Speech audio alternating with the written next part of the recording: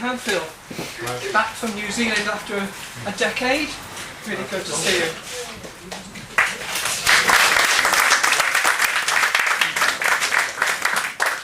Oh, thanks very much. It's great to be back, although I do miss New Zealand incredibly. I came to most of the festivals through the 90s, and then I got this wonderful job in Auckland, and so anyway, I've recently come back, and it's great that the festival coincides with my arrival. All of these poems were written in New Zealand, and my poetry has changed a lot since I went there. It must be something to do with the air or the scenery. You'll gather why. Now, a few years ago, I was rummaging in a drawer back here in England, and I came across this. And it's probably my best friend. It's a Swiss Army penknife. I was given it on my 12th birthday, and the amazing thing is it's all in good nick, and it all works fine. So I found myself writing a little poem about it called The Climb.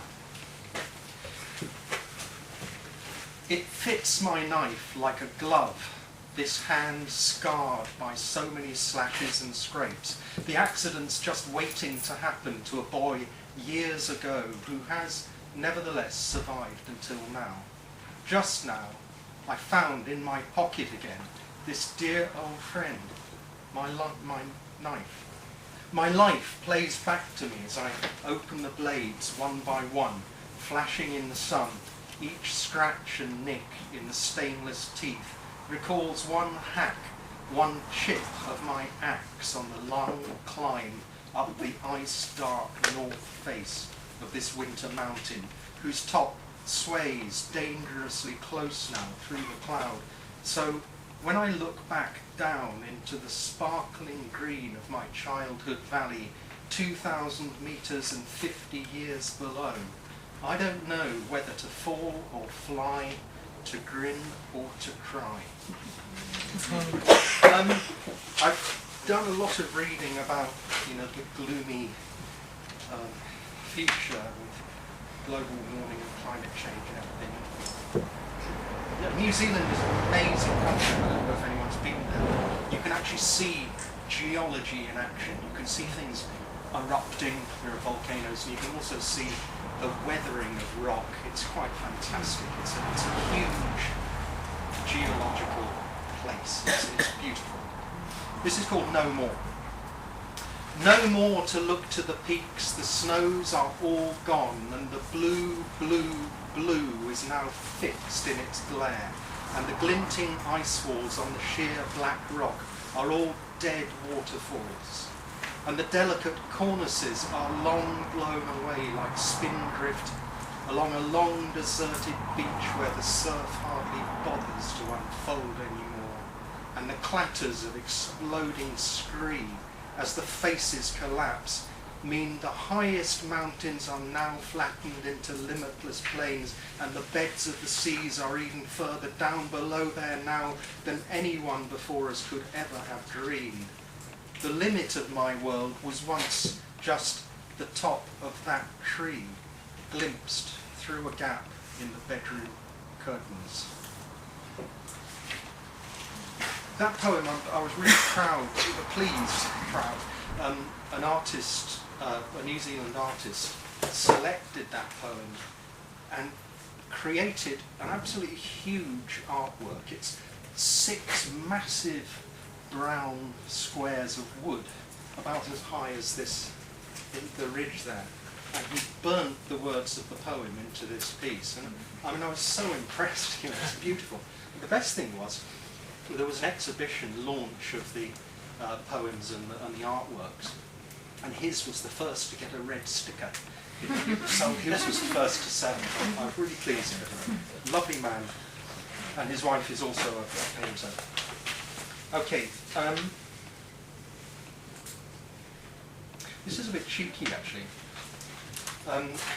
My daughter, I think I've sort of passed a baton on to my daughter, and some of the stuff she writes, I'm absolutely stunned by it, so I hope you don't mind if I introduce a young Kiwi poet. I mean, she sounds like a Kiwi now. I can't do that accent. So this is by Laura, my daughter, who's now 21. She wrote this quite recently. I would lose hours of sleep to talk to you. The subjunctive, the many incomplete promises that I can make, my eyes open to your dusk, my dawn. I want to escape wasted time. So much of the world is sleeping. If I could lose my fluency in the English language here, maybe my speech would be more honest.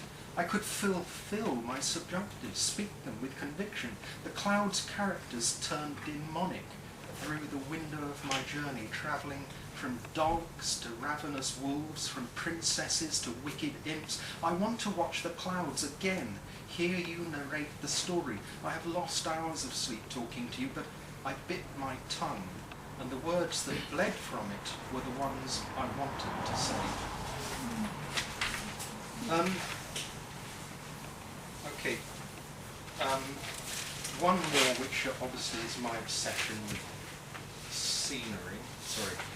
And again, actually, I'm very pleased. A printer friend, he has a fine printing press and produces absolutely beautiful books and pamphlets. He chose this poem to make a limited edition, sort of A2 size screen print, and it's got a boot sort of in the back. You'll see why.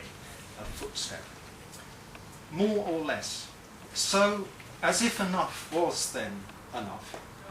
The pause in the tread, the light fading, and that scent of wood smoke where the path curves up beyond the trees on the skyline, or the climb levels off, so that you think maybe the view will be rewarding, but the track carries on ever uphill, seemingly steeper as your boots tighten and soles blister.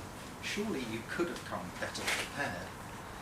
Then ahead lies another day of the same, and more days of the same, after night punctuated by mosquitoes, and no theorem to explain this continued tread, the effort involved in getting to the end of the beginning, the foot of the wall where the true climb hangs up there into the clouds.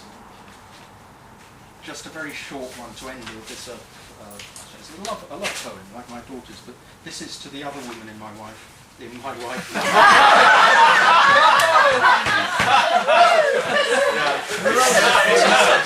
That's a giveaway. The other woman in my life is my wife. I've known her forever, really. Since The we were wife students. and the other woman. My wife. And she too is down in New Zealand at the moment. I must admit I miss them dreadfully, but it is good to be back, but I wish they were here. So this is to Jill, my wife. We met when we were quite young. Now and then, the line that led from there to here, from me to you, how retrace that zigzag shuffling dance of delights? Years ago we learned the formula, we know them by heart. Never forget those first steps towards... It's a mystery.